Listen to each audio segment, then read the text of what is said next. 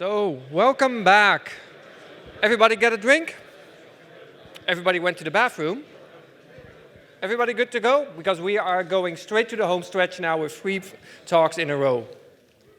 Our next speaker is a developer and consultant at Fartworks, and as she says, her specialty is being a generalist. And she will give us some extra perspective on a topic we've already heard this morning. So we are going to talk about surveillance capitalism. Give me a big hand for Fiona Ko.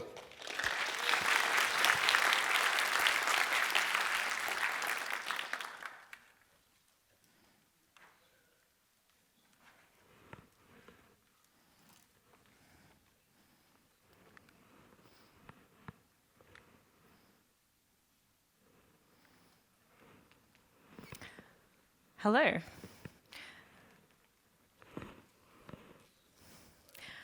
As was stated, hi. So my name's Fiona, and I'm a software developer and a consultant with ThoughtWorks. But today, the reason I'm here is to talk to you all about the people fighting for all of our privacy and our autonomy in a world where people are trying to invade it for power and for profit. But why am I here talking to you all about this? Well, in the earlier part of my career, I worked in audience segmentation for ad targeting. What we did was we looked at the clickstream data of all the interactions that users had with our website, and we tried to make some assumptions about why they were visiting and read into that a little bit. That way, we could target ads at them that little bit better and therefore make more money. Now, at the time, I had no real thought that there was any issue with that. But since then, the amount of data that's being collected about all of us, and the types of assumptions being made, and the types of things that we are being targeted with, have really changed and expanded. Now, data sources from our web traffic from all over the net are put together, and this is also used for political marketing. What's possible with exactly the same technological approach when used to shift people's thoughts and eventually their actions to meet the wishes of a few people with power is really astonishing. I'll show you a couple of examples of this. So this is an ad that was shown on Facebook during the lead up to the UK EU membership referendum. This ad seems to imply that Turkey will join the EU, and that this would somehow mean that the entire population of Turkey would decide to move on over to the UK. This question it asks here isn't really a question, it's more of a statement, because this was only shown to people for whom the answer to that question was already clear. The only reason we are seeing this ad now is because the UK Parliament forced Facebook to hand it over, along with many other ads like it. Now, as we all know, Turkey didn't join the EU. This wasn't really on the table at the time either. But there was no opportunity to have that public discourse. There was no one there to correct that messaging, because this was only being shown to people who wouldn't question it. This means we end up even more in our own bubbles, without having public discourse about these topics. Another example, this time from the lead up to the US presidential election in 2016. Now, this ad was placed by Cambridge Analytica on behalf of the Trump campaign. We'll talk a bit more about them later, but this is part of their smear campaign against Hillary Clinton. The only reason, again, that we see this ad now is because of whistleblowers who leaked documents that contained this ad. These can also be even more powerful when they are not shown to us as ads per se. They don't appear in the parts of the site we are used to seeing ads. Instead, they're right there in our newsfeed looking like content, just with a small sponsored tag. Or worse still, when they are what's known as dark posts or unpublished posts. Now, these are not even shared with the people who are following the poster. They're also not shown on the poster's timeline. They are only shown to those people specifically targeted. This is even a very simple example of misinformation. It doesn't even take advantage of what's now possible with deepfakes tech.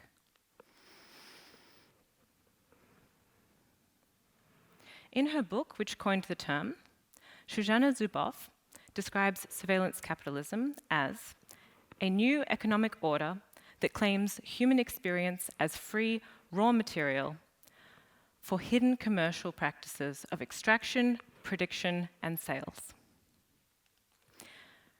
This is one of 8 definitions, the first of 8 that she gives, but her second definition describes behavior modification. I think that's also important to point out. Another way we could see this same thing is as kind of a cycle, where we start with tracking, where we have all of these data brokers collecting information about us from all over the web, using this to create a profile. Who are we? What are our values? What messaging are we susceptible to?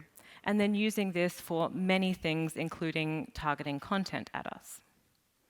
And whether this targeted content even really works or not is just one more thing to track and to learn from in this kind of vicious cycle. This is made yet worse by its intransparency, with most users being unaware and not having at all given informed consent. I don't consider scrolling through those terms and conditions that no one reads, that are a mile long, as informed consent. It's difficult for us to even move away from these platforms when we know that they're damaging, because they're so tied to our social connection to each other and to our opportunities. It's like, have you ever tried to get your friends or family to move away from WhatsApp? It's kind of difficult. But user participation in any part of this cycle benefits the platforms that implement them, because it's yet another opportunity to show another ad, yet another opportunity to show more targeted content, which is more profitable, and that's how they make money. Today I'm going to talk a lot about Facebook, but they are by no means the only example of this. In fact, Meta's entire offering are a great example of this, and some of what Google offers as well. But those are just 2 examples. Now, I could spend the rest of the time just talking about the problem space here, but I really don't want to do that. Partly because it's not very joyful, but also because it's kind of been done. So instead, what I would like to do is introduce you to some of the movements and some of the people who are fighting against this. I've been really lucky over the last 10 years or so to have met many of these people myself. And I think it gives hope, and it can motivate us to act when we're aware of the successes that are already in progress. So, then let's start the introductions. The first group of people I would like to introduce you to are crypto party hosts. Now, when I say crypto party, I'm not talking about crypto bros. I'm more talking about cypherpunks. Has anyone here been to a crypto party? If you would like to tell me that you have, please feel free. Okay, a couple of people. So, for anyone not yet aware, crypto parties are events where volunteers give free workshops to anyone who's interested in learning about using privacy-preserving tools online. This is a great way to tackle that first part of the cycle that I talked about earlier, tracking. At least in Australia, when I first came to know about this term, the person popularizing it was Asha Wolf. And she was popularizing this term at a particularly important point in Australia's digital rights history, because it was just after some legislation came into act. This legislation forced all internet service providers to store metadata about any user's internet or phone communications and keep that metadata for 2 years to make it available to government agencies. Due to this, it was very easy for her to popularize crypto parties in Australia.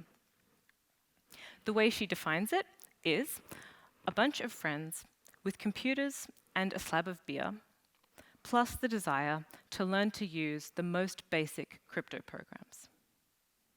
Now, I'll just quickly define the term in there. It's a very Australian term, slab of beer. It refers to a slab is this cardboard box that this gentleman is showcasing. It would contain 24 beers. So with the technical terms out of the way, we can get to the core message. Really, I think what she's talking about here is us sharing our digital literacy, the privilege we have of this technical know-how, with other people who maybe want or need that protection. And I think this is a beautiful idea. I'm not the only one who thought it was a beautiful idea. It has since then become a global movement. And now we have had crypto parties in more, or at least 59 countries across the world, as well as remote. It's unsurprising that the popularity of these crypto parties exploded at about that time, because it was just the next year that the Snowden revelations were revealed. Here are some examples of the kind of software that people could learn to use at crypto parties.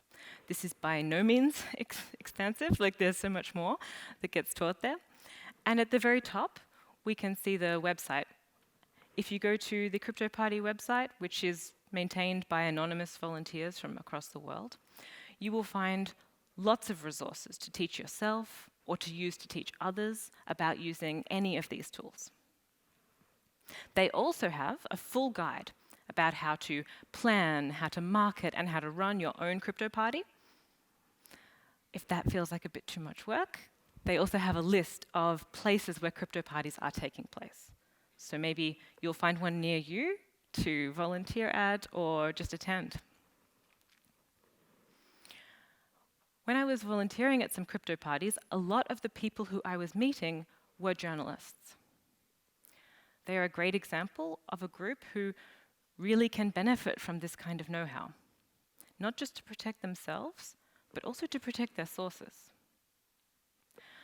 When Edward Snowden first got in contact with journalist Glenn Greenwald, he first had to encourage Glenn to familiarize himself a little bit better with some privacy-preserving communication tools before he could reveal what he knew. Glenn talks about this in depth in his book, No Place to Hide. Speaking of whistleblowers, that's the next group of people who I'd like to talk about. And specifically, I would like to talk about some of the things they brought to all of our attention about the inner workings of the surveillance capitalism machine. The first example is Cambridge Analytica. Fortunately, I don't have to explain to you who they are because there was this excellent talk earlier about social cooling. So thanks for that, Timon. So we already know Cambridge Analytica as a firm who was specializing in data mining and in audience segmentation based on personality traits. But what I want to talk about is their demise. What was their undoing was that all of this data they were using to make these personality trait-based segmentation was Facebook data that they had wrongly acquired.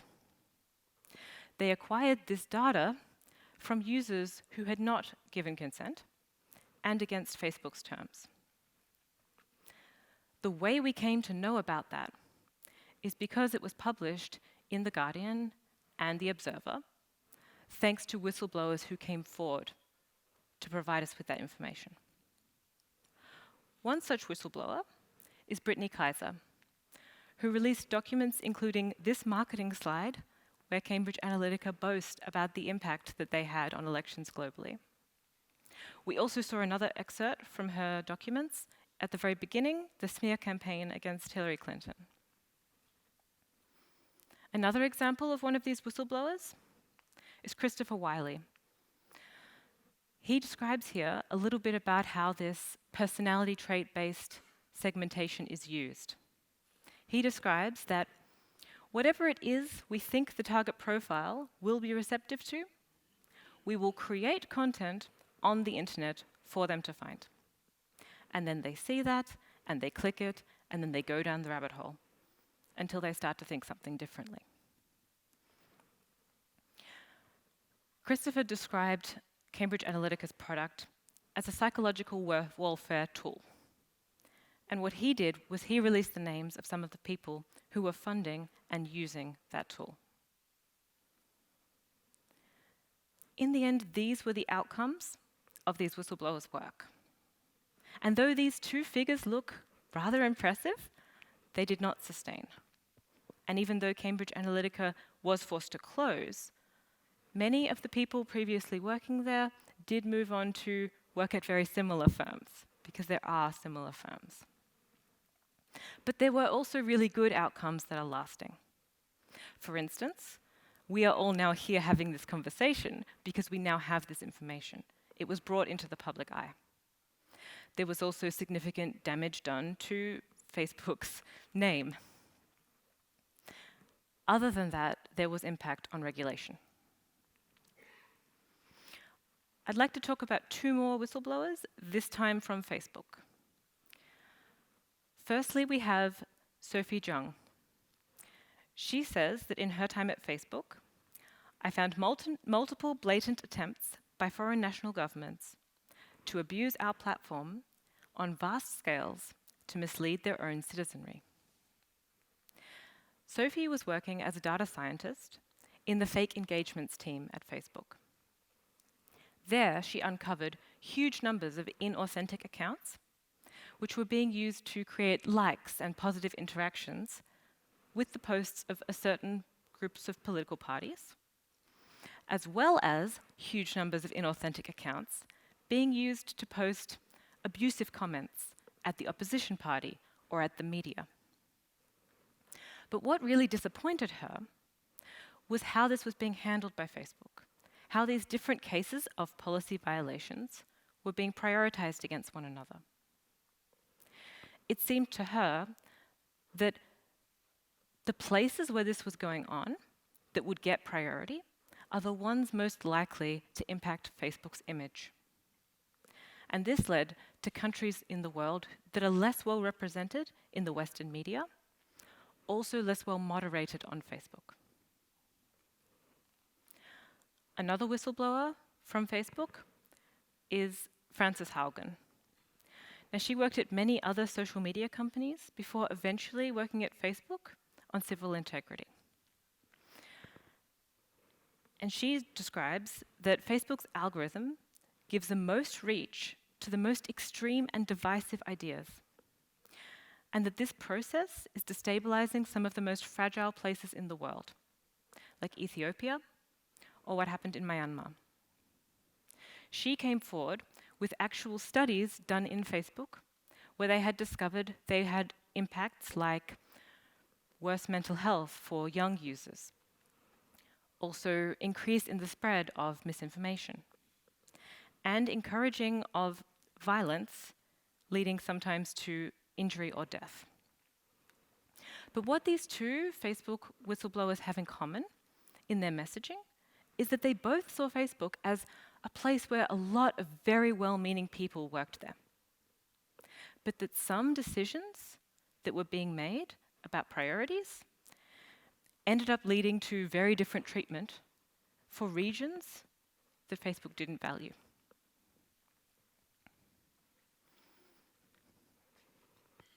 All four of these whistleblowers have testified in front of the UK Parliament, and some have also done so for the US Congress and for the European Parliament.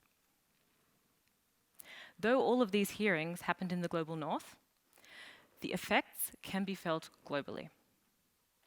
When it was revealed that Cambridge Analytica were working on elections in both Nigeria and Kenya, both countries then put in place new data regulations, both of which read very similarly to the GDPR. I'm really hopeful that we will see new regulations specifically targeting the kinds of things raised by these whistleblowers. But if we don't, then we can look to this next group of people who I want to introduce. They are net neutrality campaigners. Now, this is a very broad term, but specifically, I would like to talk about some of the folks who campaigned against Facebook's Free Basics project. For anyone not familiar, Facebook's Free Basics is this app. It's a partnership that Facebook have between mobile service providers in parts of the world with lower internet penetration and Facebook. What it involves is the mobile service provider gives some free data to its existing customers, and this free data can be used only through this app, where users have access to Facebook and other Facebook-approved apps. Now, this is meant to generate more customers for that mobile service provider, but definitely also provides a lot of additional data to Facebook, as well as more daily active users, which is a huge key measurement for them. What this means for the user, though, is that their entire experience is both curated by and visible to Facebook. And if they see something in that small bubble of the internet that they have access to, and they want to cross-check that, or they're being linked outside of that, they can't. Then they have to pay. It's a clear violation of net neutrality, but it's also a beautiful recipe for misinformation. Frances Haugen, who we met earlier, mentioned in an interview that there are sometimes jokes within Facebook saying that you could probably guess the next region which is going to be experiencing instability by just looking at where Facebook had entered a new market a couple of years earlier. I wanted to show you a map of all of the places where Free Basics was currently active. But this information was extremely difficult to come by. I looked all over Meta's website, and I couldn't for the life of me find a list of the 30+ countries currently having Facebook's Free Basics. So instead, I used a proxy service, and I can tell you that at least these 12 countries currently, as of May this year, have Free Basics actively available to them. But not every place that Facebook tried this did it work. The example I'd like to show of where it didn't is in India. So when Facebook tried to start Free Basics in India, they showed users this message here on the left. At the top of their newsfeed, they were shown this survey where they had the option to pledge their support for Free Basics, either now or later. One colleague of mine admitted that he was fooled by this deceptive design. And later on, when he learnt what this project really was, he tried to revoke his support, and he couldn't find a way to do so. But this just fueled him in joining the free software movement of India's counter movement, where they instead educated people about net neutrality, about what was being offered, and more crucially, what wasn't being offered as part of Free Basics. And they provided people with a way to make a choice.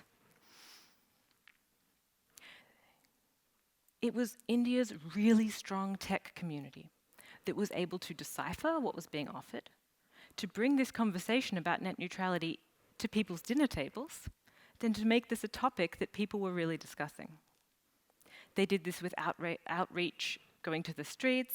They did this also in the newspaper. They did it online, and they really got the message out there.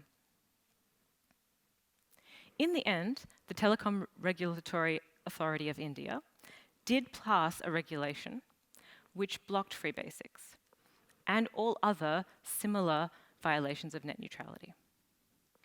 A similar law was also passed in Chile, but so many regions don't have such laws, and Free Basics continued to spread across the world. But what I find interesting is recently, Facebook has started offering something different. They are now trialing something called Discover. It's only available in a few regions, but the difference with Discover is that users have access to the entire internet.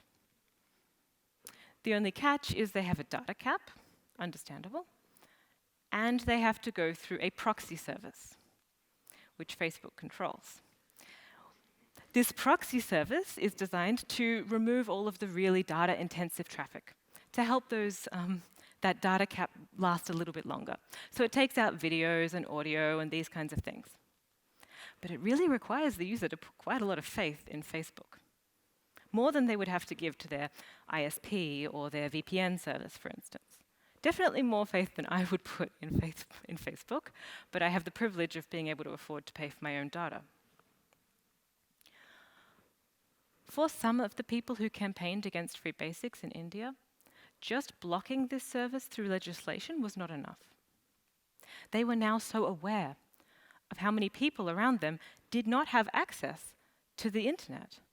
So instead, they started to offer training and set up these communal Wi-Fi hotspots using some open source Debian-based FreedomBox software in order to help more people to get online. Now, regulation is definitely one part of this, but another part is enforcement of that regulation. And that's where this next group of people I want to introduce come in.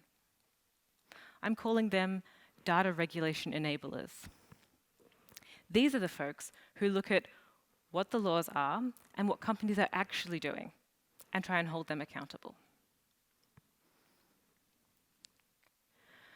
This is Carol Cadwalder, and she's an investigative journalist who was looking into some of the manipulative ads run by the Pro-Leave campaign, for example, the one I showed earlier at the very beginning.